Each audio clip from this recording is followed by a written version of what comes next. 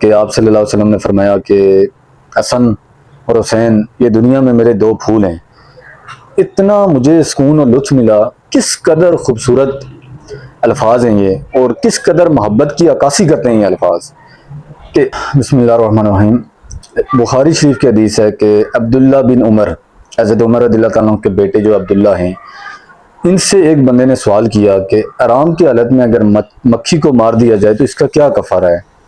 تو عبداللہ بن عمر نے فرمایا کہ وہ چونکہ عراق کا بندہ تھا، آپ نے فرمایا کہ عراق کے لوگ پوچھتے ہیں کہ مکھی مار دی جائے تو اس کا کیا کفارہ ہے، جبکہ ان لوگوں نے نواسہ رسول صلی اللہ علیہ وسلم کو شہید کیا ہے. اس حدیث میں اور پھر فرمایا کہ نبی صلی اللہ علیہ وسلم نے فرمایا کہ حسن اور حسین دنیا میں میرے دو پھول ہیں. یار یہ حدیث یقین مانے جب میں ان الفاظ پہ پہنچا کہ آپ صلی اللہ علیہ وسلم نے فرمایا کہ حسن اور حسین یہ دنیا میں میرے دو پھول ہیں، اتنا مجھے سکون اور لطف ملا. کس قدر خوبصورت الفاظ ہیں یہ، اور کس قدر محبت کی عکاسی کرتے ہیں یہ الفاظ.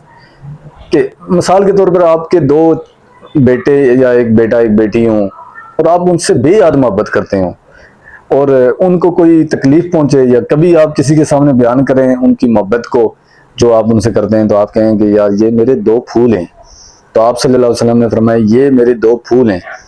ان پھولوں میں سے ایک پھول کو شہید کرنے والے لوگ وہ اگر پوچھیں کہ مکھی مارنے کا جو کفارہ ہے وہ کیا ہے، تو پھر حضرت عبداللہ بن عمر کا یہ جو جواب تھا یہ بالکل دینا اس طرح بنتا ہے. اس میں ایک انتہائی اہم پہلو ایک اور چیز جو بڑی ضروری ہے وہ یہ ہے کہ ہم چھوٹے چھوٹے مسائل میں تو پھنسے ہوئے ہیں، لیکن بڑے بڑے مسائل کو ہم ان کا خیال نہیں کرتے.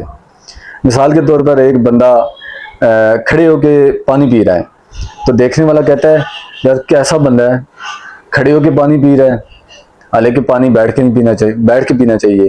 اور جو بندہ یہ کہہ رہا ہوتا ہے یہ بات بات پہ جھوٹ بولتا ہے. اب دیکھیں کھڑے ہو کے پانی پینا ناجائز نہیں ہے، اچھی بات ہے، بیٹھ کے پینا چاہیے سنت ہے، لیکن آپ کھڑے ہو کے پیتے ہیں ناجائز نہیں ہے، لیکن جھوٹ بولنا کبیرہ گناہ ہے. اچھا میں ایک بندے کو جانتا ہوں کہ جس نے اپنی بیٹیوں کے رشتے نہیں دیے، آج وہ دنیا سے چلا گیا اور اس کی بیٹیاں گھر میں بوڑھی ہو رہی ہیں، اور آپ سوچ سکتے ہیں کہ وہ بیٹیاں اپنے بھائی کے پاس اور اپنی بھابھی کی نگرانی میں وہ کیسے وہ زندگی گزاریں گی، اور کس قدر وہ کڑ کڑ کے اس دنیا کو جو ایک ہی دفعہ ہر بندے کو ملتی ہے وہ گزاریں گی. لیکن ان کا باپ چھوٹے چھوٹے مسئلے ادھر ادھر جا کے بیان کرتا تھا، جہاں بیٹھتا تھا وہ چھوٹے چھوٹے مسئلے بیان کرے. تو ہم کیا ہیں کہ ہم بڑے بڑے ظلم تو کر رہے ہیں، لیکن چھوٹی چھوٹی باتوں پہ جو ہے نا وہ ہم بڑی توجہ دے رہے ہیں.